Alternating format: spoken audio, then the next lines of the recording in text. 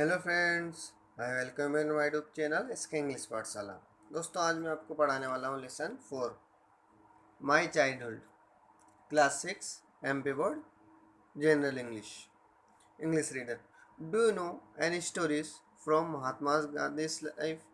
क्या आप कोई महात्मा गांधी के जीवन की कहानी जानते हो? स्टोरी, स्टोरी का मतलब क्या होगा दोस्तों? स्टोरी मतलब होता है कहानी। महात्मा गांधी, दोस्तों एक ऐसा एक साइन लगा हुआ दिख रहा है आपको महात्मा गांधी के ऊपर। महात्मा, आप देखेंगे यहाँ पर कि महात्मा गांधी के ऊपर एस लगा हुआ है, ए डॉट। इसको क्या बोलते हैं? इसको बोलते हैं दोस्तों अपस्ट्रोफी एस। इसका मतलब होता है का, की या फिर के। जैसे मोहन्स हाउस, तो मोहन का घर। ऑफ मीन्स भी होता है काकी के। ऑफ ऑफ मीन्स भी क्या होता है? काकी के। लेकिन इसको निर्जीव वस्तु के लिए यूज करते हैं और अपस्ट्रोफी उसको सजीव वस्तु के लिए यूज करते हैं, सजीव के लिए यूज करते हैं। जैसे गांधी इज लाइफ, यानी गांधी जी की जिंदगी। तो दोस्तों शुरू करते हैं। यहाँ कहानी महात्मा गांधी के जीवन पर आधारित है। तो महात्मा गांधी क्या लिखते हैं अपने स्टोरी में? कहते हैं कि my father bought a book named Shravan Pitribhakti Natak. Mahatma Gandhi बोलते हैं कि मेरे पिताजी ने एक पुस्तक लाई है, पुस्तक, और उसका नाम क्या है? श्रवण पितृभक्ति। बॉट, बॉट यानी होता है खरीदना। तो उनके पिताजी ने एक बुक खरीदी है जिसका नाम है श्रवण पितृभक्ति। वो बोलते हैं कि मैंने इसको पढ़ा है, I read it with intention interested. मैं इसको रुचि के रूप में पढ़ा है, यानी मज़े लेने के इरादे से पढ़ा है। इंटेंशन यानी इरादा। मेरा इरादा यह था कि मैं शायद इसमें कुछ अच्छा एंजॉय करूंगा या फिर मज़े लूंगा। It was shown the picture of servant carrying his blind parents in a kanwar। और उस बुक के ऊपर एक पिक्चर लगा हुआ था, यानी पिक्चर यानी फोटो। उस पर एक फोटो लगा हुआ था जिसमें श्रवण कुमार जो है अपने अंधे माता पिता को कनवार ले जा रहे थे। कैरिंग, कैरिंग यानी होता है ले जाना, ब्लाइंड यानी अंधे, पेरेंट्स यानी माता पिता। The book and the picture left A lasting impression on my mind. और यही बात मुझे जो है मेरे दिमाग में छप गई कि जो है श्रवण कुमार जो है अपने माता पिता को, अंधे माता पिता को कंधे पर बिठाकर ले जा रहे हैं। Here is an example for you to copy. और तुम्हारे पास यह एक एग्जाम्पल है ना, उदाहरण है जिसको आप कॉपी कर सकते हैं, इसकी नकल कर सकते हैं जैसा उन्होंने कहा है ना। अच्छे विचारों के तौर पे आप उन विचारों को अपने जीवन में उतार सकते हैं। I said to myself, ऐसे ही मैंने मेरे अपने आप से कहा। माई सेल्फ यानी अपने आप से। They play Harishchandra also captured my heart. और वो प्ले, प्ले यानी क्या था? नाटक। प्ले यानी खेलना भी होता है, लेकिन प्ले का यहाँ पर अर्थ होता है नाटक। जो प्ले था हरिश्चंद्र का, वो जो है मेरे दिल में एकदम बस गया। कैप्चर्ड यानी बस जाना है, मेरे दिल पे उतर जाना। तो वो नाटक जो है श्रवण पितृभक्ति का उनके दिमाग पर छा गया था। I was never tried of watching it. और मैंने कभी इसको देखने की कोशिश नहीं की। ट्राइड यानी सॉरी टायर्ड, टायर्ड एंड में इसे कभी देखने से थका नहीं, मतलब वो कभी भी नहीं थकते थे, उसको देखते ही जाते थे। Still both Harishchandra and Shravan are living reality is for me. और वो देखते हैं कि रियलिटी से वास्तविकता है, या उनके लिए ज़िंदगी जीने की वास्तविकता है कि उनको भी ऐसा ही करना चाहिए। I I am always moved if I read those places. और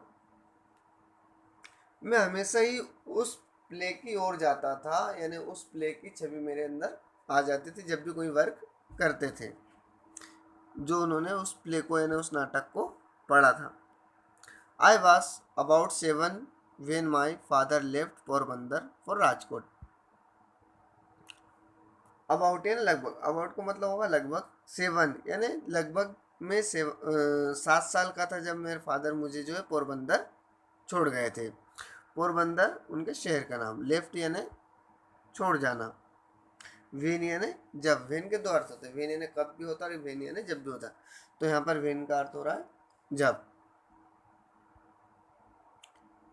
there I was put in primary school, जब मुझे मेरे पिताजी प्राइमरी स्कूल में छोड़ गए थे। पुट इन यानी डालना या छोड़ देना।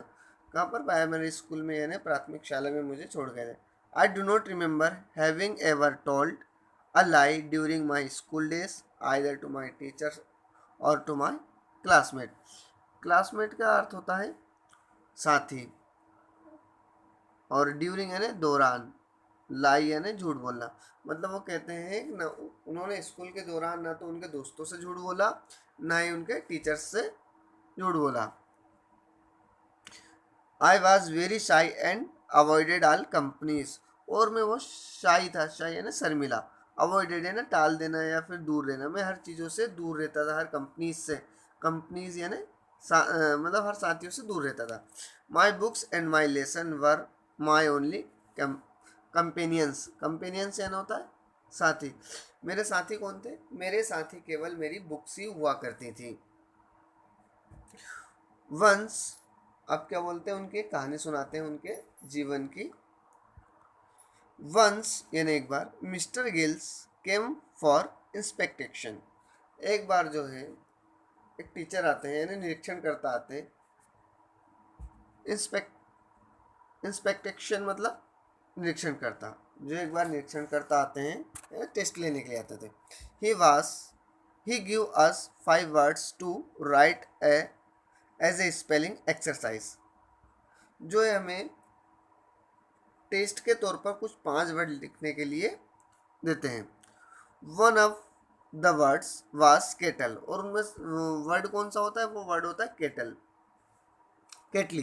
केटली शब्द जो है उनको, उनमें से केटली शब्द भी होता है। 5 वर्ड देते हैं, 5 में से एक वर्ड केटली भी होता है।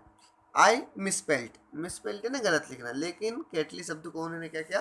गलत लिख दिया। It the teacher tried to promote me but I didn't want to be promoted।